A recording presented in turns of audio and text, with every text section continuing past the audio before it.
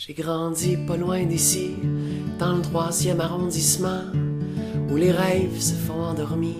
Une fois debout, on n'a plus le temps. Mon père gagnait sa vie à l'usine de Camaro, pareil comme son père avant lui, même qui posait le même morceau. Ma mère faisait des ménages, moi je rêvais d'être écrivain, et puis de pelleter des nuages pour que le soleil brille enfin. Mais j'étais si mauvais à l'école que je pensais pas que j'y arriverais. J'étais pas de ceux qu'on traitait de bol, même quand je donnais tout ce que j'avais. Mais il y avait Monsieur Desilets, un prof fin et disponible, qui m'avait pris sous son aile et croyait en mon talent subtil. Dommage, ça n'allait rien changer. Je coulerais le test du ministère. Lundi, j'enverrais mon CV à l'usine de mon père.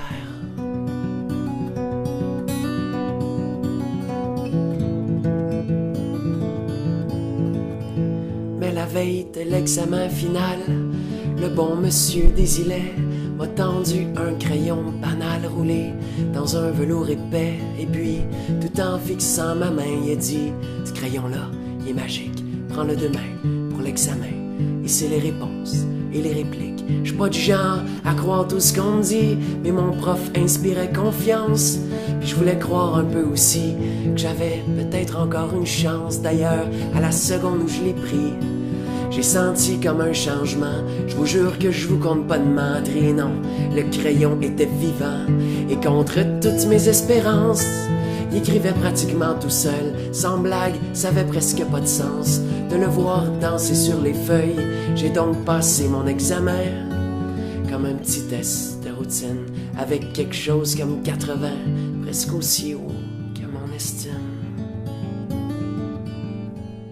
J'aurais dû rendre le crayon, j'étais quand même pas un voleur, mais pour une fois que je me trouvais bon, puis que l'avenir était en couleur, j'ai mis le stylo dans ma poche, puis je suis parti en courant, la conscience aussi lourde qu'une roche qu'on brise pour en faire du ciment.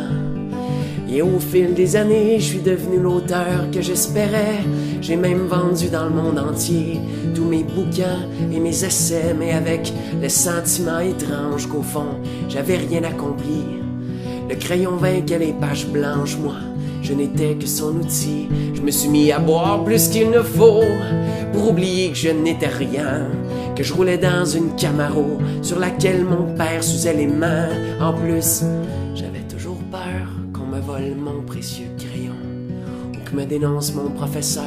Le sang serait vraiment fini pour de bon.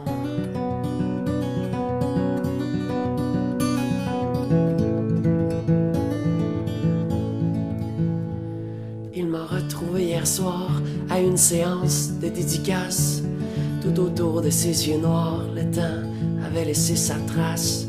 Je lui devais mon succès et des excuses comme de raison. J'ai dit: Monsieur Desilets, vous venez chercher votre crayon. Il m'a souri tristement en disant: t'as toujours pas compris, il est dans ta tête ton grand talent. Le stylo venait de chez Uniprix. Laisse-moi te regarder maintenant. Je suis si fier de toi, y a pas un seul de tes romans que j'ai pas lu au moins 3 fois. Moi je me suis levé d'un coup, j'en croyais juste pas mes oreilles. J'ai pris mon vieux prof par le cou, la vérité me donnait des ailes, tellement qu'en arrivant chez moi, j'ai jeté le stylo par la fenêtre. La lumière brillait sur les toits et les mots dansaient dans ma tête. J'ai pas fermé l'œil de la nuit, non, j'ai écrit sans m'arrêter le nombre de feuilles que j'ai noircies. Je pourrais même pas les compter. Ça raconte l'histoire d'un petit gars qui a tellement pas confiance en lui, qui trouve plus facile de croire qu'un crayon peut faire de la magie. Car dans le 3e arrondissement, les rêves volent pas très haut. On les laisse traîner sur un banc devant l'usine de Camaro. Et comme on entend la machinerie crier jusque dans le cours d'école, on comprend vite dès qu'on est petit qu'il y a juste les oiseaux